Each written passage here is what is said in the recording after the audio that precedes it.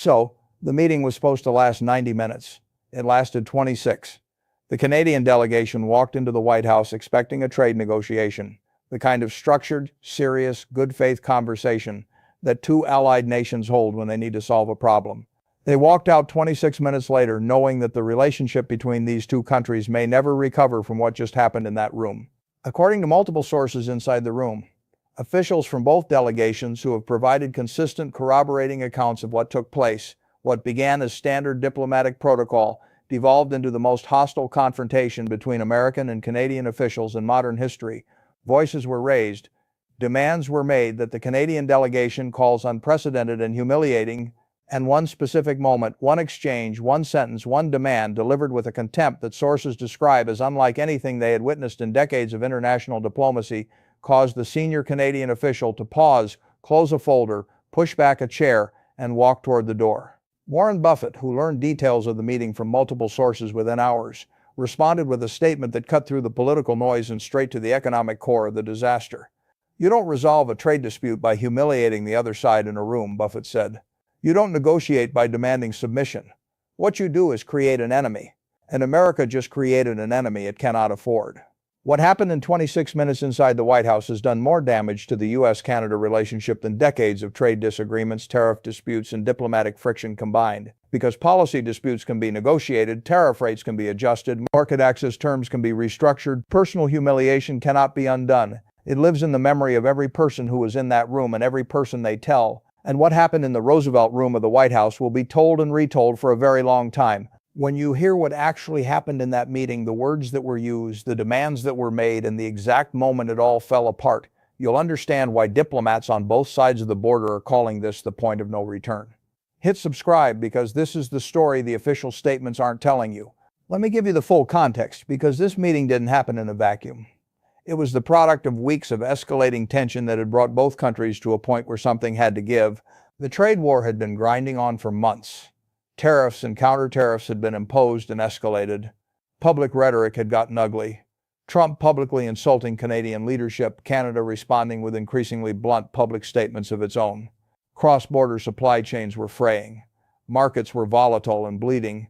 Workers in Michigan auto plants and Ontario manufacturing facilities were losing shifts, losing hours, losing confidence that anyone in charge had a plan to fix this.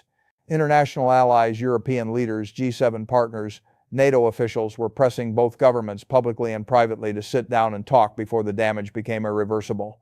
The meeting was announced as a reset opportunity. Both governments issued statements expressing cautious optimism, a chance to find common ground and begin rebuilding the trade framework that has served both nations for decades, the White House said. An opportunity for genuine, good-faith negotiation on the issues that matter to both our peoples, Ottawa said. Markets rallied modestly on the announcement. Business leaders expressed cautious relief. The world allowed itself a small measure of hope that adults were about to take charge of a situation that had spiraled beyond reason. The Canadian delegation spent weeks preparing. Not days, weeks.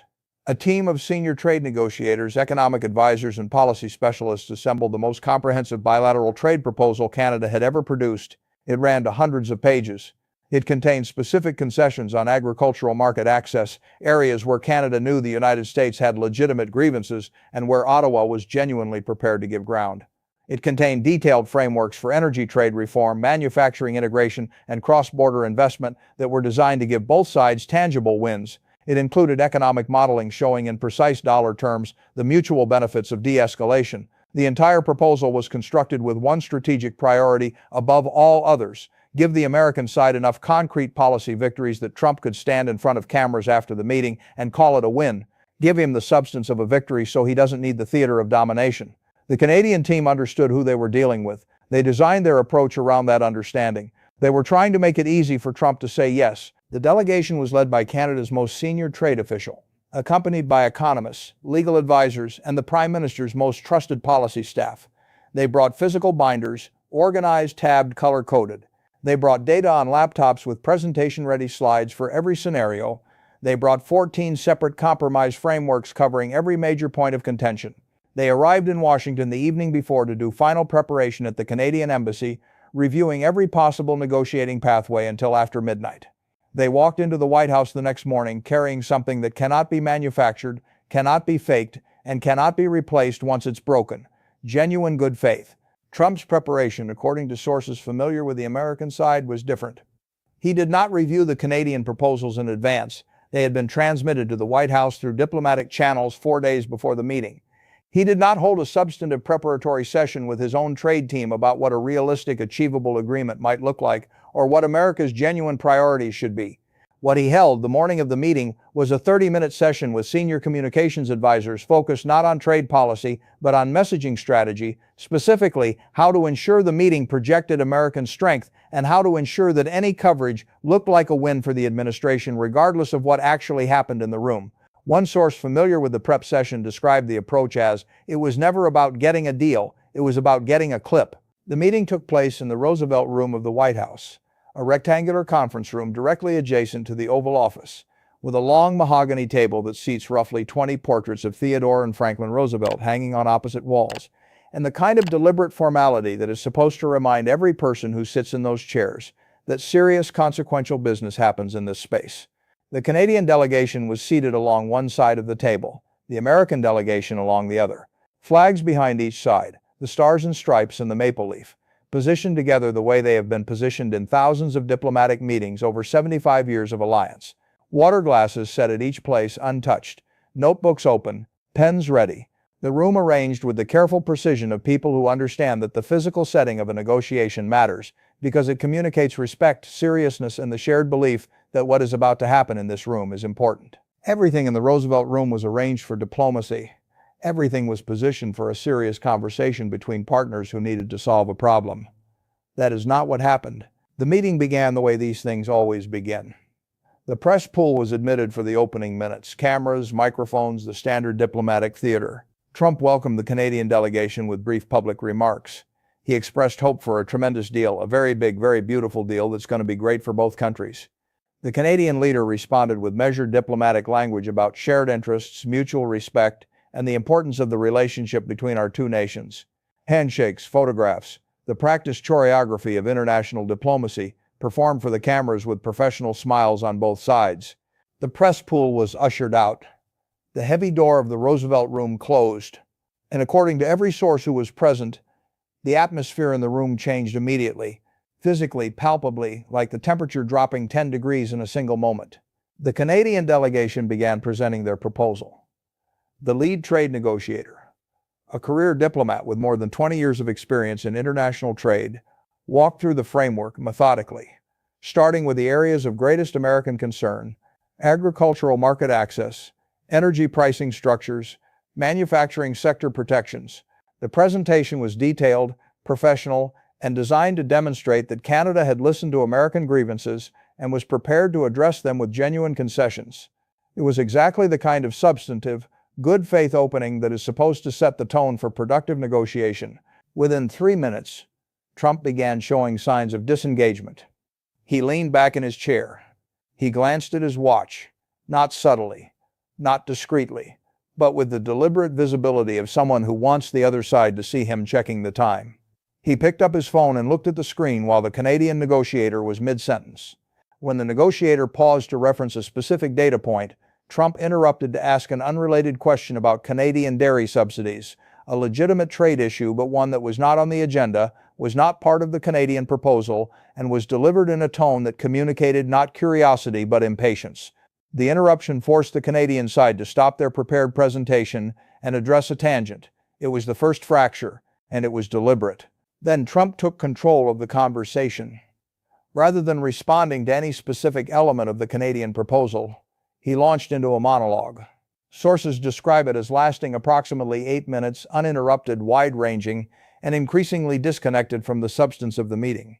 He talked about American economic power, about how every country in the world wants access to our market, about how Canada needs us far, far more than we could ever need them. He cited trade deficit figures, some approximately correct, some significantly inflated, none sourced from the briefing materials his own team had prepared. He made references to previous Canadian governments that he described as having begged for American trade access. He described the Canadian economy as a small economy, very small, totally dependent on the United States. At one point, he turned to a member of his own delegation and said, loud enough for the entire room to hear, "These people have no idea how good they've had it." The Canadian delegation sat through this. They took notes. Some exchanged glances. The senior Canadian trade negotiator, the one with 20 years in rooms like this, later told colleagues that within 10 minutes of the door closing, he knew the meeting was not a negotiation. It was a performance. The audience was the American staff in the room. The purpose was not to reach an agreement, but to be seen dominating the other side. The Canadian leader, recognizing what was happening, made a disciplined attempt to redirect the conversation. Calmly, professionally, with the measured tone of someone who has prepared extensively and is determined to make the preparation count, pointing to specific elements of the Canadian proposal, offering concrete concessions on agricultural market access, real concessions, the kind that would have made headlines in farm state newspapers across America, presenting economic data showing how the proposed framework would benefit American manufacturing workers in swing states, trying with visible effort and genuine restraint to give Trump something he could claim as a victory, something real, something he could hold up to cameras and call a win. Trump wasn't listening. He was leaning over to whisper something to an aide. When the Canadian leader finished a detailed point about energy trade, a proposal that would have saved American consumers billions over 5 years, Trump responded by changing the subject entirely, launching into a complaint about Canadian broadcasting regulations that had nothing to do with trade, nothing to do with the proposals on the table, and nothing to do with any identified American policy priority. Two members of Trump's own trade team exchanged a look across the table that sources describe as somewhere between embarrassment and despair. They had spent weeks preparing substantive American counter-proposals. None of them were being used, none of them had been requested, none of them were going to matter. And then, approximately 22 minutes into a meeting that was supposed to last 90, the moment happened. Trump, growing visibly impatient with what he apparently perceived as the Canadian leader's refusal to simply accept American terms, stopped the conversation and delivered a demand that sources on both sides describe as unlike anything they had ever witnessed in a diplomatic setting. He pushed a single sheet of paper across the table, a document that the Canadian delegation had never seen, had never been transmitted through diplomatic channels, and had never been discussed with anyone on the Canadian side. He told the Canadian leader to sign it, right now, in the room, without review, without legal analysis, without consultation, without the basic procedural dignity that is afforded to every sovereign nation in every negotiation conducted anywhere on earth. The document, according to sources who saw it, contained terms so one-sided and so far beyond what any Canadian government could accept that multiple American officials in the room later described it as designed to be rejected. One source close to the American delegation said it wasn't a proposal, it was a humiliation test. The point wasn't to get a signature. The point was to make them sit there and be told to sign something degrading. And then he added the sentence that ended the meeting. Leaning forward, looking directly at the Canadian leader, Trump said, and this quote has been confirmed by sources on both sides of the table, "You can sign it now, or you can go home and explain to your people why you couldn't get a deal because you were too proud to do what needed to be done." What followed was silence. Absolute, complete silence. 5 seconds. Then 10. 15. Sources described the silence as the longest of their professional lives. Every person in the Roosevelt room understood that what happened in the next 30 seconds would determine the trajectory of the most important bilateral relationship in the Western world for the next decade, possibly longer. The Canadian leader looked at the document on the table, looked up at Trump, and spoke with a calm, quiet precision that sources say was more devastating than any raised voice could have been. "Mr. President, we came to this meeting in good faith. We spent weeks preparing proposals that address your concerns with genuine, meaningful concessions. We came here to negotiate, which requires two willing participants. What you've presented is not a negotiation. It's an ultimatum designed to humiliate, and Canada does not accept ultimatums." A pause. The Canadian leader closed the folder that had been open in front of them since the meeting began, the folder containing weeks of preparation, 14 compromise frameworks, economic models, data, good faith, closed it with a quiet, deliberate finality that everyone in the room understood, then stood. The entire Canadian delegation stood with them, not in a rush, not in anger, not with dramatic gestures, but with the controlled, dignified movements of people who have made a decision they will not be revisiting. They walked toward the door. No one on the American side moved to stop them. No one spoke. The Canadian leader paused at the door, turned and said, "When you're ready for a genuine negotiation, you know how to reach us." And then the delegation walked out of the Roosevelt room, through the West Wing corridor, and out of the White House. 26 minutes. The meeting that was supposed to reset the most important bilateral relationship in the Western world lasted 26 minutes. According to sources, there was a moment of stunned silence in the Roosevelt room after the door closed. Trump sat at the head of the table, the unsigned document still sitting where he had pushed it, the Canadian binders still stacked neatly on the other side of the table, the water glasses still completely full, untouched, the physical evidence of a conversation that never actually happened. The dominance display had depended on the other side staying seated, staying silent, absorbing the humiliation. The illusion of power requires an audience, and the audience had just walked out. Then the rage. Trump reportedly turned to his senior advisors and demanded immediate retaliatory action. "Who do they think they are?" reported by multiple sources as the first words he spoke after the door closed. Aides began scrambling. Some attempted to de-escalate, to frame the walkout as a temporary setback that could be managed with a phone call. Others fed the anger, calculating that righteous fury was what the boss wanted and that contradicting him in this state was a career-ending decision. The Roosevelt room, with its careful arrangement, its diplomatic flags, its presidential portraits watching from the walls, suddenly looked less like a venue for international statecraft and more like the aftermath of something that had broken irreparably. Meanwhile, the Canadian delegation walked through the West Wing corridors in silence. No one spoke until they were outside the building.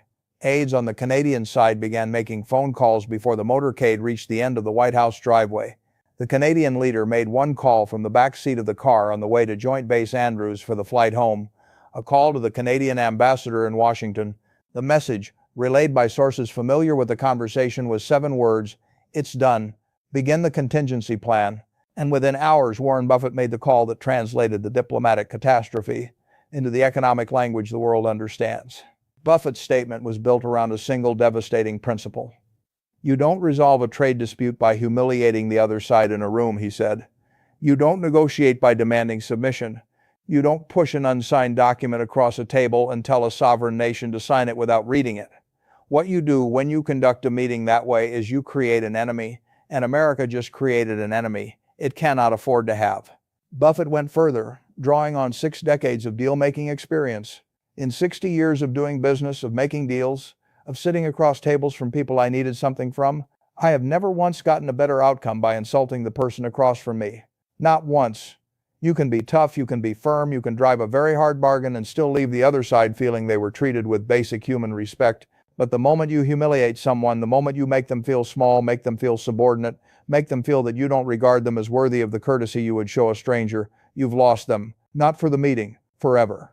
Because here is a truth I have learned that applies to every negotiation I have ever been part of. People forget positions. They forget numbers. They forget the details of proposals. They never forget how you made them feel. And the Canadian delegation will never forget how they were made to feel in that room." The economic translation was equally brutal.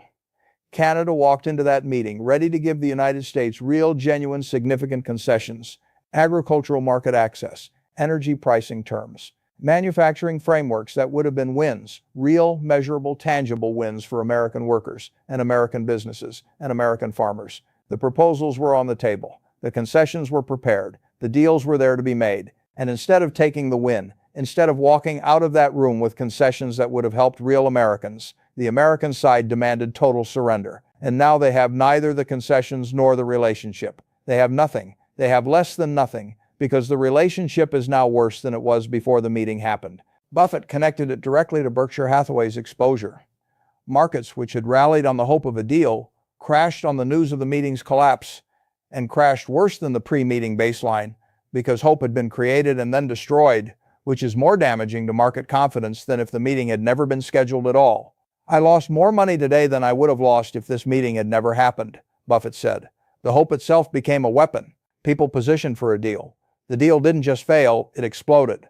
That's the financial cost of diplomatic malpractice.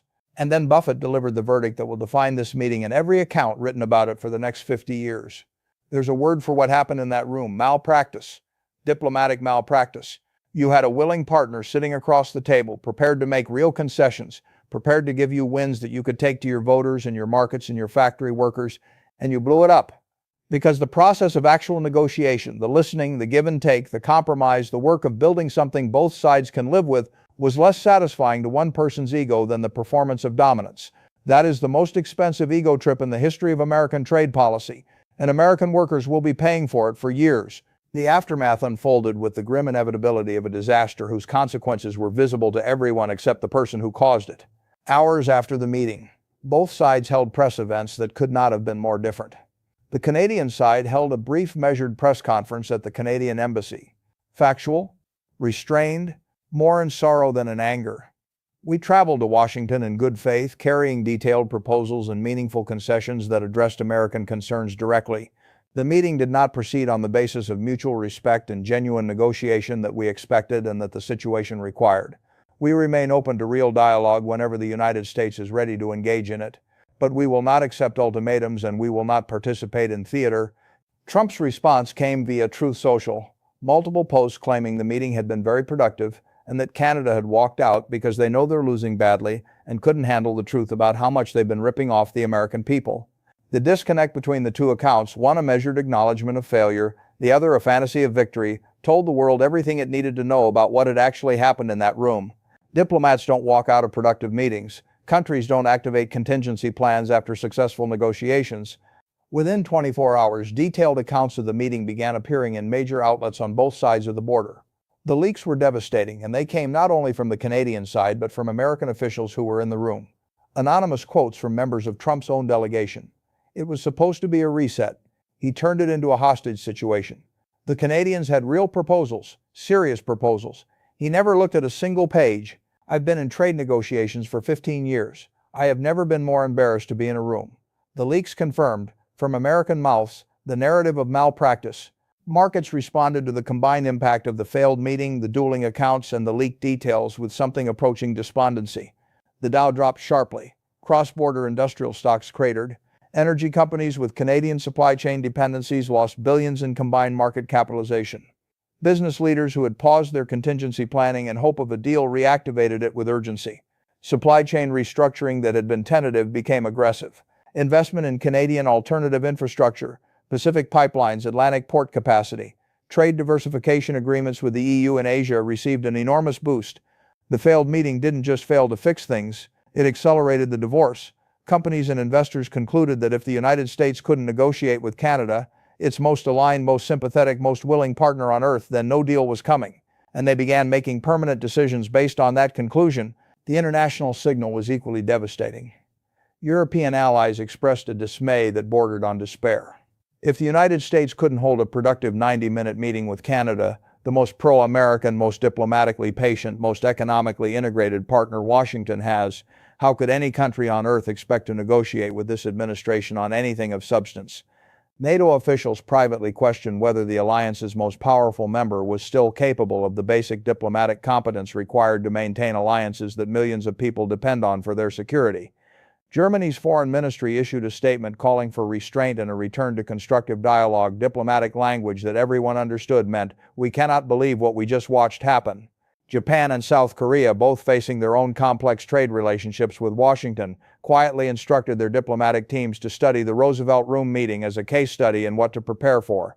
China's foreign ministry offered Canada expanded trade discussions at any time convenient to our Canadian friends, with the barely suppressed satisfaction of a strategic rival watching its primary opponent systematically destroy its own alliance network from the inside out. Every American adversary on earth gained leverage from the meeting's failure. Every American ally lost confidence. 26 minutes in the Roosevelt Room accomplished what no foreign adversary had managed to achieve in decades of trying. It made America's closest friends question whether friendship with America was worth the cost. And then there was the phone call from the car. "It's done. Begin the contingency plan." Those 7 words set in motion exactly what the meeting was supposed to prevent: the full activation of Canada's economic diversification and independence strategy. Pipeline acceleration, mineral export review, trade agreement expansion with the European Union, with Pacific Rim nations, with the United Kingdom, with India. The meeting was designed to walk both countries back from the edge. Instead, it pushed Canada over it. Not into crisis, but into transformation. The 26-minute meeting that was supposed to save the relationship instead became the trigger for its replacement. There is a principle that every negotiation manual ever written, every diplomatic training course ever taught, every experienced dealmaker on earth understands.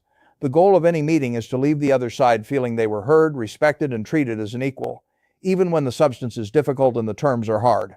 Not because of sentimentality, not because of manners, because of mathematics. A partner who feels respected makes concessions. A partner who feels heard compromises. A partner who feels humiliated makes enemies. That is the oldest rule in human commerce. It predates modern diplomacy by millennia, and it was violated in the most spectacular and consequential fashion imaginable, in the most important room, in the most powerful building in the world. Can the relationship recover from what happened in that room? The answer, honestly, is not quickly, and perhaps not fully, because what happened in the Roosevelt room wasn't a policy disagreement. It wasn't a failure to find common ground on tariff rates. It was a trust failure, the most personal, most visceral, most irreversible kind of failure that can occur between two parties who need to work together. The Canadian delegation learned in 26 minutes that the American side had no genuine interest in negotiation, no respect for Canadian sovereignty, and no intention of treating Canada as anything other than a subordinate to be humiliated into compliance. That lesson, learned in a room that intimate, that direct, and that personal, doesn't unlearn. It doesn't fade with time or soften with distance. It changes everything that comes after, every future meeting, every future proposal, every future handshake and phone call and diplomatic exchange. The Canadian delegation will never again walk into a room with American counterparts carrying the same good faith they brought to the Roosevelt room. Because good faith, once betrayed that completely and that personally, doesn't come back. The meeting lasted 26 minutes. It was supposed to last 90. The Canadian delegation had prepared for weeks. They had flown to Washington carrying binders full of proposals, economic models, 14 separate compromise frameworks, and the genuine, carefully constructed good faith of a country that wanted to solve the problem. They brought everything you're supposed to bring to a meeting between two nations trying to repair a relationship. They brought seriousness. They brought preparation. They brought respect for the process and for the people across the table. And in 26 minutes, they learned that none of it mattered. Because the other side didn't want a solution. They wanted a submission. They wanted a clip. They wanted the performance of dominance more than the substance of a deal. And when the performance was rejected, when the Canadian leader closed a folder, stood up and walked out with the quiet dignity of someone who will not be humiliated, there was nothing left in the room but silence and unsigned documents and water glasses that nobody had touched. Buffett called it diplomatic malpractice, the most expensive ego trip in the history of American trade policy. Markets called it a catastrophe. Allies called it a turning point. The Canadian delegation called it the last time they would ever walk into a room carrying that kind of trust. 26 minutes. 90 was on the schedule. 26 is what it took to end 75 years of good faith in less time than it takes to eat lunch. The contingency plan has been activated. The diversification is underway. The relationship that was supposed to be repaired in that room is now being replaced. And the 26 minutes that set it all in motion will be studied in diplomatic academies for the next 100 years as the definitive example of how to destroy your most important alliance in less time than it takes for the coffee to get cold.